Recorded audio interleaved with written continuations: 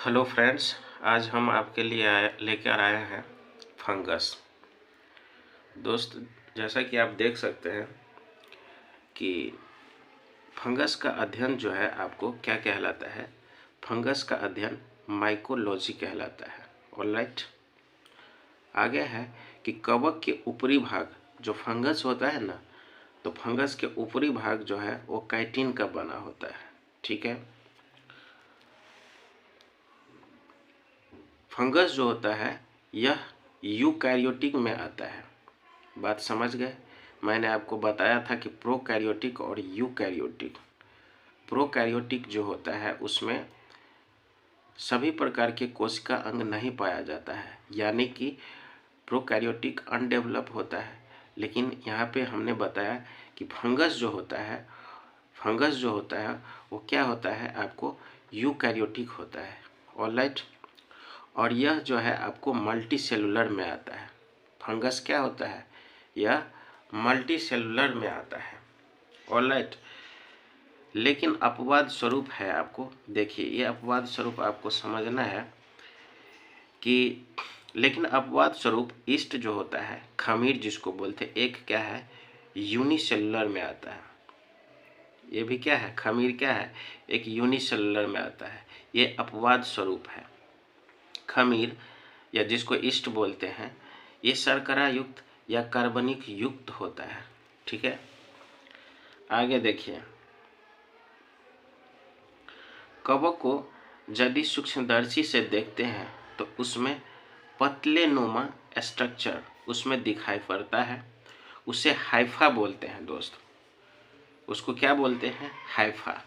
Okay, आप कवक देखे होंगे कहीं पे पेड़ या कहीं किसी सड़े गले जगह पे, उसमें छोटे छोटे आपको पतले नुमा स्ट्रक्चर दिखाई पड़ता है, और उसी स्ट्रक्चर को क्या बोला जाता है, तो हाइफा बोला जाता है। ठीक है, आगे देखिए, हम मशरूम की बात करते हैं। मशरूम का जो हम भाग खाते हैं वो ऑडिबल फंगस बोलते हैं ना। एडिबल फंगस, खाने योग्य कवक होता है मशरूम। अब मशरूम का सब्जी वगैरह खाए होंगे, तो मशरूम क्या होता है, खाने योग्य कवक होता है। ओके, आगे हम देखते हैं सेचेरोमाइसिस सेटिविसे। ये भी जो है फंगस का ही एक रूप होता है। और ये चीज़ जो देखिए, एक प्रकार का जो है एक खमीर है, और इसका प्रयोग जो है ब्रेड बनाने में तथा अल्कोहल बनाने में किया जाता है। समझ गए? खमीर जो है ईस्ट का यूज हेपेटाइटिस बी का टीका, देख रहे हैं, हेपेटाइटिस बी का टीका वैक्सीन बनाने में प्रयोग किया जाता है, वैक्सीन बनाने में किया जाता है। तो ये आपको ध्यान रखना होगा। ये जो सेचेरोमाइसिस सेटिविसे एक खमीर है, इसका प्रयोग जो है हम हेपेटाइटिस बी का टीका, इसका वैक्सीन बनाने में किया जाता है। ये बहुत इंपॉर्टेंट है, ये आपको ध्यान रखना होगा। बात समझ गए? आगे देखिए, हम आगे आपको बता रहे हैं। आगे क्या है कि पहले एंटीबायोटिक, पहला जीवाणुरोधी जो था वो आपको पेनिसिलिन होता है। पहला एंटीबायोटिक, पहला जीवाणुरोधी क्या है, पेनिसिलिन होता है। तो पेनिसिलिन क्या करता है, तो बैक्टीरिया के सेल वॉल को मार देता है।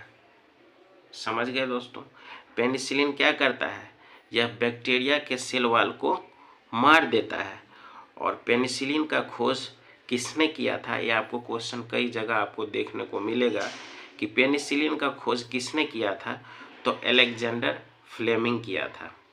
ऑलराइट, अब देखिए, पेनिसिलिन का जो स्रोत है, इसका स्रोत एक फंगस था।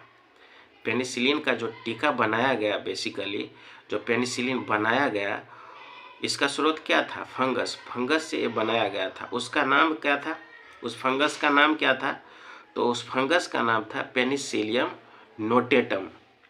पेनिसिलियम नोटेटम एक जो है क्या था, आपको कवक था। इसी के नाम पर पेनिसिलिन पड़ा। समझ गए? आगे देखिए, आगे एक है गैनोडर्मा। गैनोडर्मा जो है एक मशरूम है। बात समझ गए। गैनोडर्मा नामक मशरूम जिसका प्रयोग जो है औषधीय महत्व में प्रयोग किया जाता है।